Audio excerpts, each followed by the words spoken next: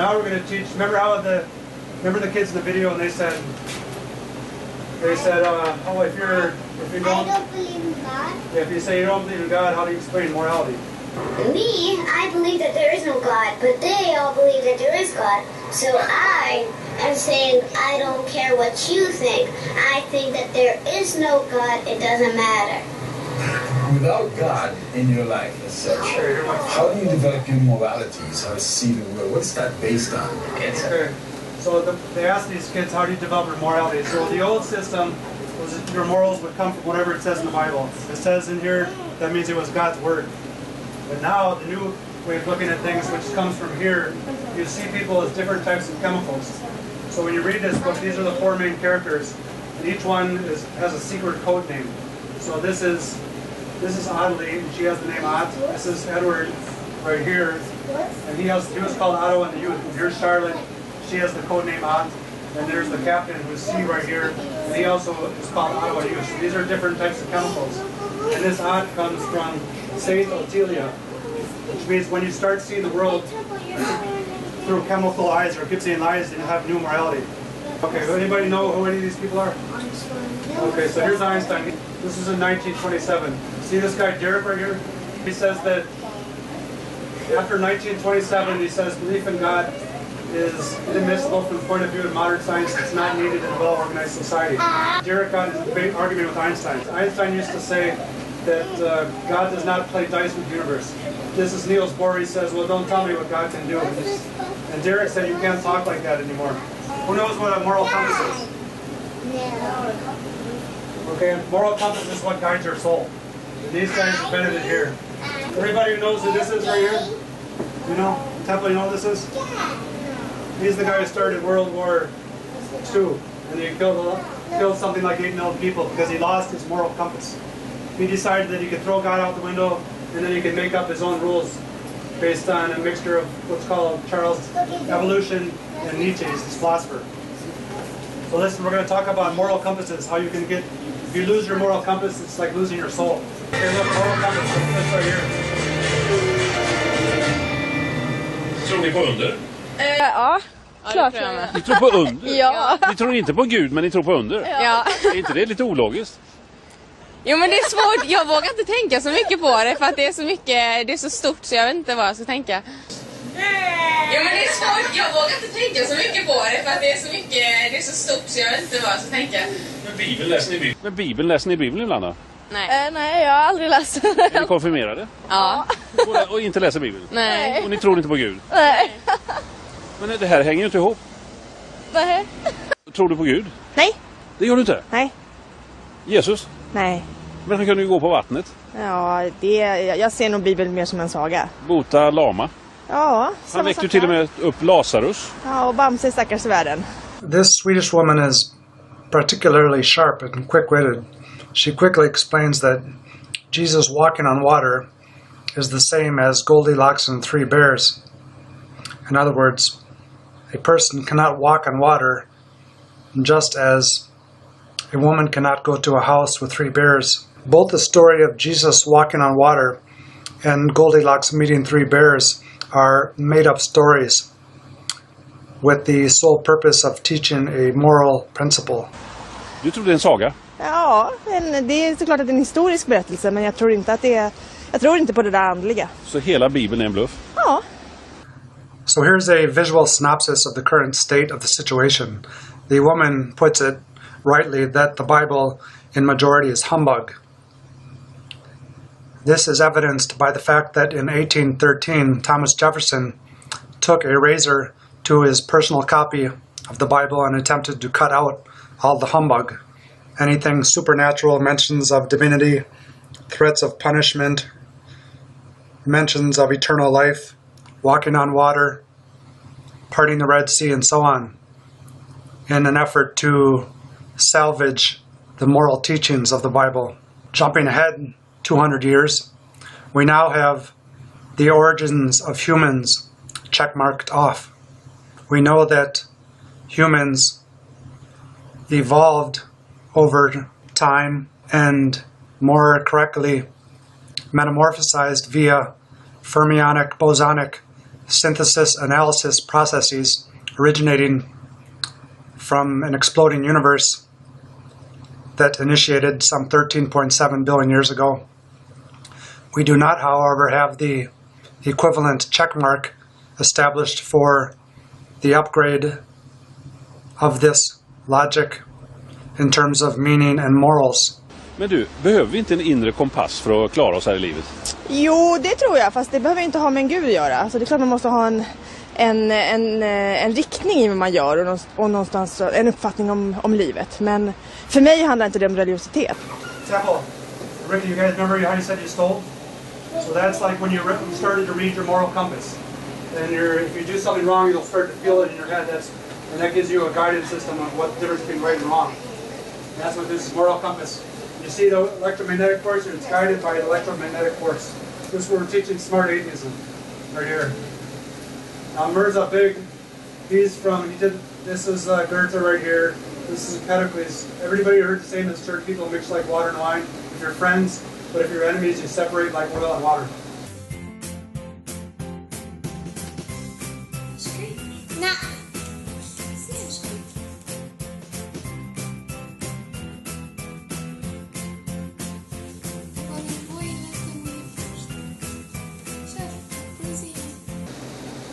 That's the original version of physics applied to interactions.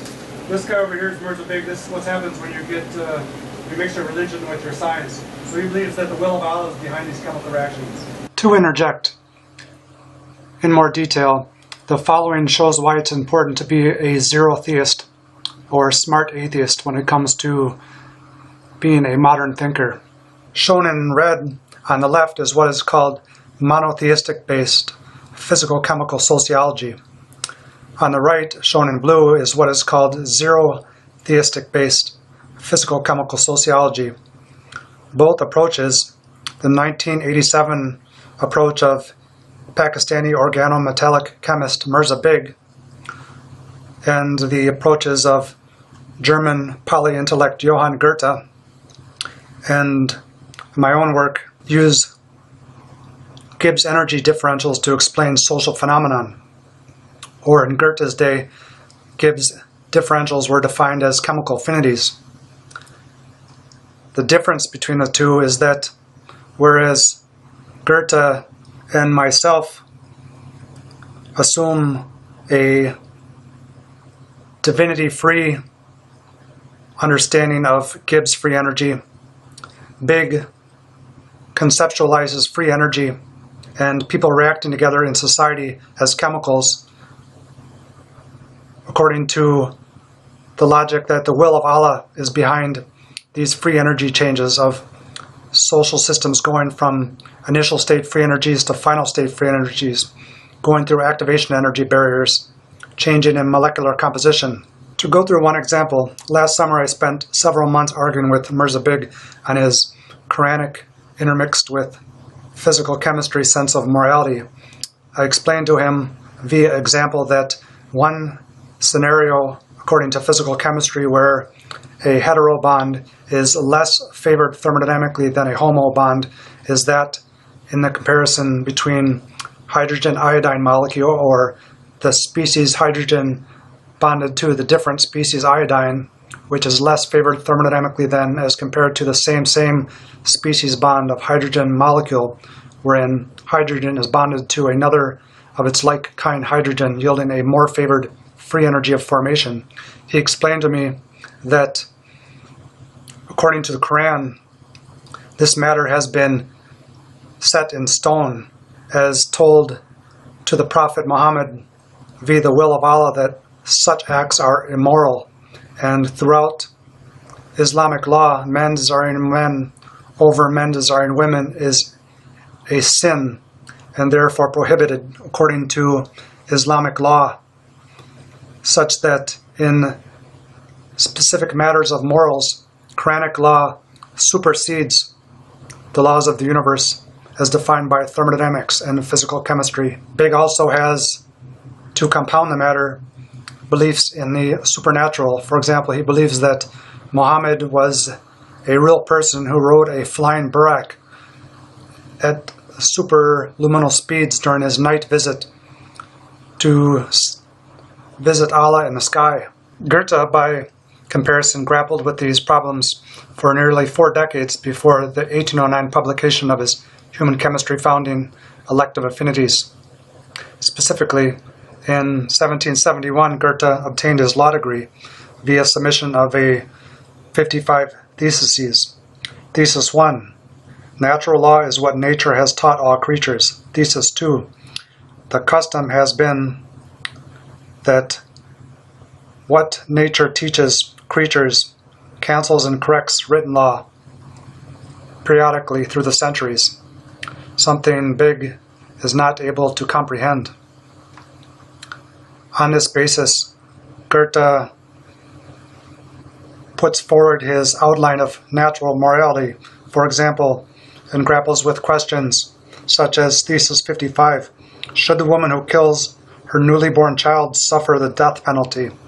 And in his Elective Affinities, focuses on the conflicting nature of life, love, and death in respect to the 6th commandment, and whether or not it is a sin to have lust in one's mind when looking at the wife of another. Okay, so here's the world of religions. Anybody know? This is 75% of the world believe in these religions. And the religion we teach in America pretty much is Christianity. Because almost 90% of people believe in Christianity. So what we're teaching here, now this most people don't know. Who knows who Abraham is? In the Bible? Yeah. Yeah. Oh, okay, who is it? He's I think he's one of the descendants from Moses, I think? Or Moses descended from him? When I asked this question, I did not have the response answer quick enough out of my mouth. So in the week to follow, I made this online religion genealogy.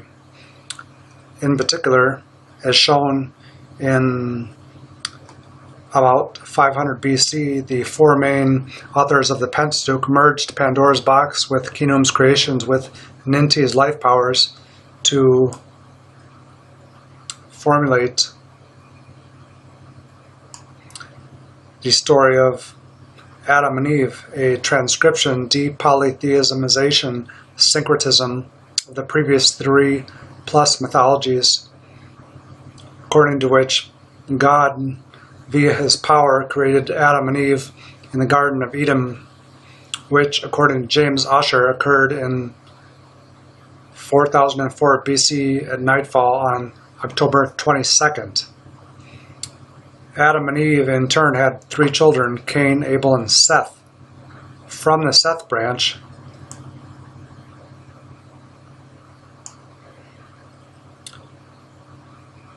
one of the offspring was Noah,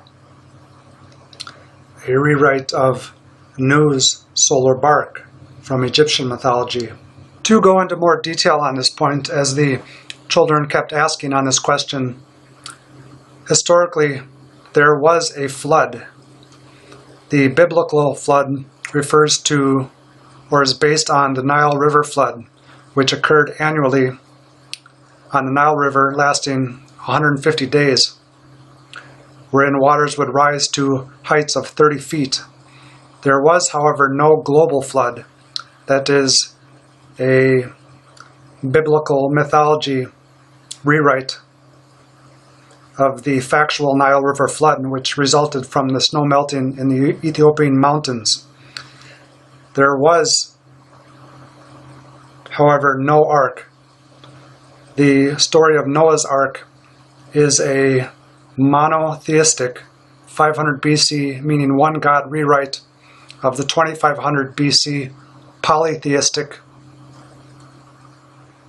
poly meaning many, 14 gods in particular shown here, rewrite of the story of Nu rising from the flood, carrying his solar bark through the sky, with Ra holding the sun disk in its hands, in a company with 12 monthly deities, as the solar bark travels through the sky during the daily journey of the sun, according to flat earth mythology. Noah in turn had 3 children, Shem, Ham, and Japheth. From the Shem branch,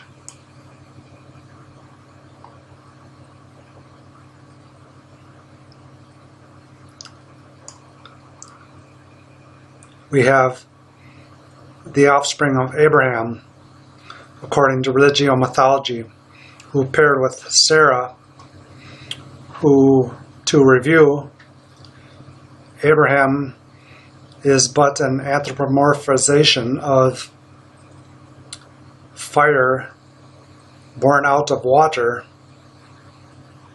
following the rising of land, Kim. And Sarah is a rewrite of the star Isis, which marks the start of the Nile flood. So originally, most people don't know that Abraham isn't a real person. So Ra means the Egyptian sun god, and Ab means water or father. It's representative of the Nile River flood, and Ham, which means Kim, it's the same root as chemistry. That's representative of the fertile black soil that's left behind after the Nile River stops flooding. That means, that's why they call the Egyptians Kemites. Shown on the left is the famous or infamous story of Abraham willingly deciding to slay his son Isaac, wherein an angel steps in and says, "Halt, you have proven your devotion to God," which is a rewrite of the Egyptian release of the soul. Who knows what reincarnation is? What is it? It's when someone comes back to life. Is where? In the form of what? In the form of So- what? Form of what? So like It's too all these religions took the Abrahamic religions, and the Hinduism and Buddhism, they call Abraham Brahma, and they think he's a god. You see Brahma here? And they believe if you do something wrong, you go back into a form of a pig or something dirty like a bat. And if you're good, then you get reincarnated into a better person. And the Christians, the Islam Christians and Judaism, they believe in resurrections. We'll talk about that. So now we're going to teach smart atheism. How many people know who this is? This is our President Obama. And his parents were both atheists. That means what we're teaching you today is zerotheists. They didn't believe in God. So our president doesn't believe in God either. And they all graduated from Harvard, right? Our president doesn't believe in God. No. Americans are religious people. 90% of us believe in God. 70% affiliate themselves with an organized religion. 38% call themselves committed Christians. Substantially more people in America believe in angels than they do in evolution. Obama here in his 2006 famous Faith and Politics speech points out that more people in America believe in angels than they do in evolution. This is a huge hot button topic. The answer I gave the children that Obama and his parents are all atheists is a shorthand answer. See his mother right there? His mother is Ann Durham, and his father is Barack Obama Sr. And he was born Muslim. He was born in Africa, but President Obama's father's religion was originally Muslim. And then when he went to Harvard, he became an atheist, which means he doesn't believe in God, which is what we're teaching today. You know, I was not raised in a particularly religious household, as undoubtedly many in the audience were. My father, who returned to Kenya when I was just 2, was born a Muslim, but as an adult was an atheist. You see the percentages right here? So 40% of the students are graduating as zerotheists, what we're teaching them right now. My mother, whose parents were non-practicing Baptists and Methodists, was probably one of the most spiritual people I knew, one of the kindest, best people I have ever known. In more detail, in high school, Anne touted to her friends that she was an atheist because it was something she could read about and a platform she could argue from. To her children, she gave the indication of being a professed secularist who was inherently skeptical of organized religion, yet spiritually awakened. But she grew up with a healthy skepticism of organized religion herself, partly because of the hypocrisy that she had seen in the church early in her life. And because she grew up with a healthy skepticism of organized religion, so did I. She felt, as Obama Jr. stated, that somehow she was wandering through uncharted territory, that somehow she might stumble upon something that will, in the instant, seem to represent who we are at the core. That was very much her philosophy of life, as Obama stated. Her daughter, Maya, when in 2008 asked if her mother was an atheist, said, to quote, "I wouldn't have called her an atheist. She was an agnostic. She basically gave us all the good books to read, the Bible, the Hindu Upanishads, the Buddhist scriptures, the I Ching, and wanted us to recognize that everyone has something beautiful to contribute." Obama's father, Barack Obama Sr., was born in a small village in Kenya where most of the villagers were Muslim. He didn't, however, practice Islam. The truth is, as Obama would later state, that his father wasn't very religious in youth. By the time he met Ann Dunham in college in Hawaii, he was a confirmed atheist. As Barack Obama Jr. states in his 2006 book, My Spiritual Journey, he had come to view religion as so much superstition. Young Barack Obama, to note, from 1967 to 1971, lived in Indonesia and associated with the children there who were a mixture of Islam, Protestantism, Catholicism, Hinduism, Buddhism, and Confucianism.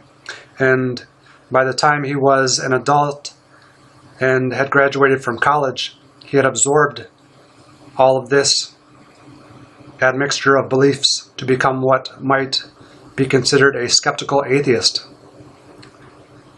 After college, however, he went to Chicago and did community work with local churches, during which time he was confronted with what might be called his spiritual awakening, which is best explained in his own words. So it wasn't until after college, when I went to Chicago to work as a community organizer, that I confronted my own spiritual dilemma. I was working with churches, and the Christians who I was working with, they recognized themselves in me. They saw that I knew their book, that I shared their values, that I sang their songs, but they sensed that a part of me remained detached and removed. Going from doing community work in Chicago with local faith-based organizations to becoming the first black president of the Harvard Law Review, Obama grappled with what can be labeled as secular disconnectedness. In particular, the question of the meaning and the hows and whys of superficial activity in respect to phenomenon such as a person going to law school, in respect to connectivity with society and the rest of the universe. It speaks to a hunger that's deeper than that, a hunger that goes beyond any particular issue or cause. Each day, it seems, there are thousands of Americans who are going about their daily round. They're dropping off their kids, they're driving to the office, they're flying to a business meeting, they're shopping at the mall, they're trying to stay on their diets, and they're coming to the realization that something's missing. They're deciding that their work, their possessions, their diversions, their sheer busyness is not enough. They want a sense of purpose, a narrative arc to their lives. Obama then explains how he found resolution in this issue by adhering to a belief in power, specifically the power of people to bring about social change. And in time, I came to realize that something was missing for me as well, that without a vessel for my beliefs, without a commitment to a particular community of faith, at some level I would always remain apart and alone. For one thing, I believed and still believe in the power of the African American religious tradition to spur social change, a power made real by some of the leaders who are here today. I was able to see faith as more than just a comfort to the weary or a hedge against death, but rather as an active, palpable agent in the world, as a source of hope. Stepping ahead a decade, we're at what is called Obama's current belief state. That is one's belief in a given year.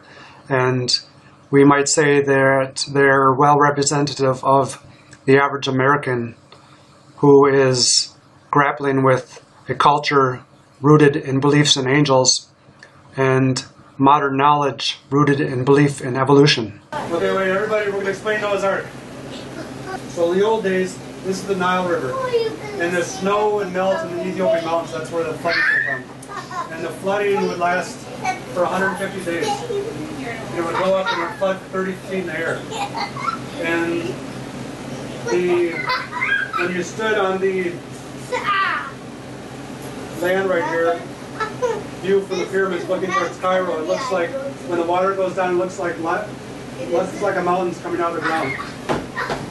Temple, does anybody know what mountain that Noah's Ark landed on? Okay, they say he landed on Mount Arafat. So this is the mountain. This is the mountain. When a flood goes down, they used to think the earth was flat. You see how this flat earth there? So in the old days, they used to think the earth was flat, and then when the water came down, land would arise, and this nun, which is what come out of the ground, and then this bird, which is the Ra, they call it Ra, would carry the sun through the sky in its daily journey.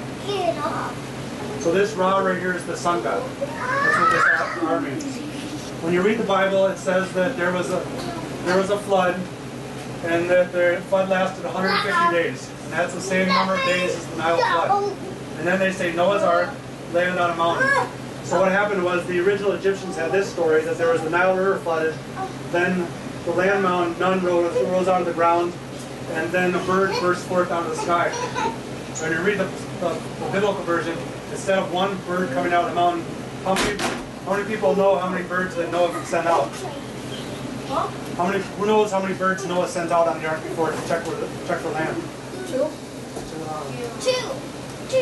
So Noah sent out three birds, three doves, and they Three ducks. So then the last one didn't come back, and that means that the land had arose. To go into detail on this issue, according to Genesis 8:6-7, Noah, also known as Nuh, first sent out a raven. It didn't return, indicating that no land was found.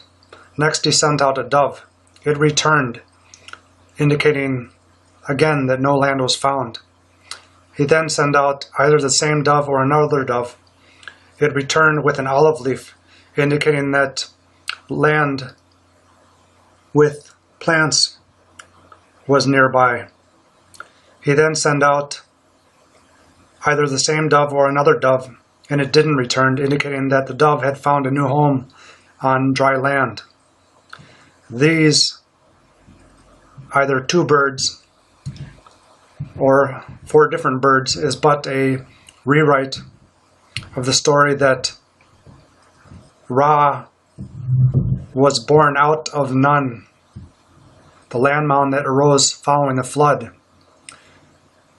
carried by a bird into the sky in its daily journey, which became rewritten in Christianity by way of the anthropomorphization that Abraham was a descendant from Nu, or Noah, in the same manner that Ra, according to Egyptian mythology, was born out of Nu. And that's just a rewrite of this Egyptian story, that there was this bird called Ra that carried the sun on its sky.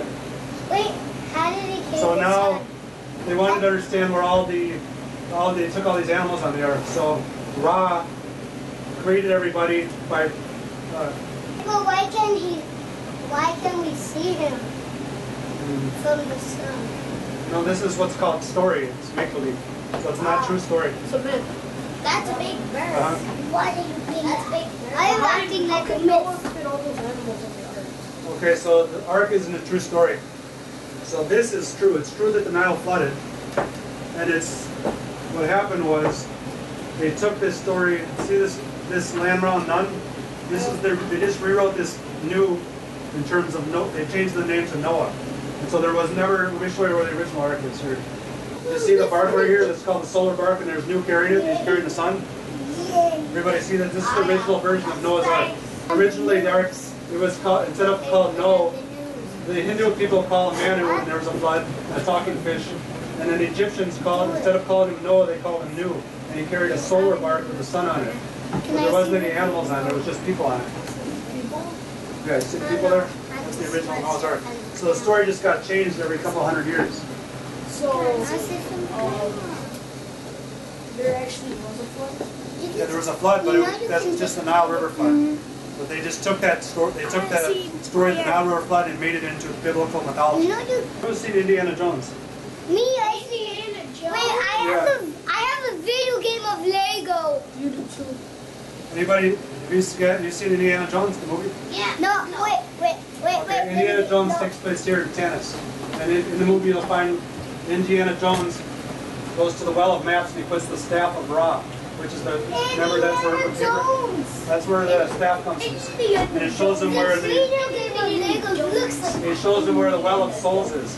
Everybody knows who Abraham is, right? So originally he was just called Ra, born out of the water. He was the sun god that burst forth out of the mound after the flood. So Abraham wasn't a real person. He's just a rewrite of this Egyptian mythology. And Ra is the root word of it. Okay, now here's the original Adam and Eve. Was he kind of like a god? No, he was a god, yeah. They called the sun a bunch of different names, but originally they called him Ra. And this, see where it says Heliopolis? Helio means sun and polis means city. So they called this was the city of the sun. This was 5,000 years ago. Ricky wants to ask, how did God create Eve from Adam's rib? Temple. You got to be able to answer this when the class is done. How did God create Eve from Adam's rib? Why did man create? And you also asked, why was man created instead of woman, right? Okay, but you both want to know about Adam and Eve. So the original version is right here. This Kino is a god. So he takes the ball of clay, right? He splits the two humans into half. Originally they were one ball, and their souls got split. Then Isis comes over with her cross, and he puts it up to the mouth of these things and brings them to life. So originally, the original Egyptian version was they created it at the same time. Now, the part about God creating Eve from Adam's rib, who knows where Iraq is? Wait, actually, Jacob did it. You guys know where Iraq is? Originally, there was a place called Sumer. Everybody sees where Iraq is right here? Originally, there was a place called Sumer where Iraq is, and they have the Sumerian creation myth. In the original version, there was a god named Enki, and he had 8 Cains, and one of them was Cain in his rib. And this goddess named Enki was the goddess of life. She came and healed his rib. So they took that story, and they mixed it with this story about Kino, the Egyptian creation myth, and they put the two of them together. Plus, and they said that God pulled Eve out of Adam's rib, like the Kino here splits 2 humans out of clay. And that's where it's came from. And it's take 2. You ever seen Shrek? Have you seen Shrek? Okay, so Shrek is like that. They took different stories and they just put them together. They made it all one story. Well, at least we know where the princess is. But where's the dragon? DreamWorks Pictures invites you to a land of fairy tales. Hey! Oh, no. Dead girl, off the table! Where are we supposed to put her? The bed's taken. What?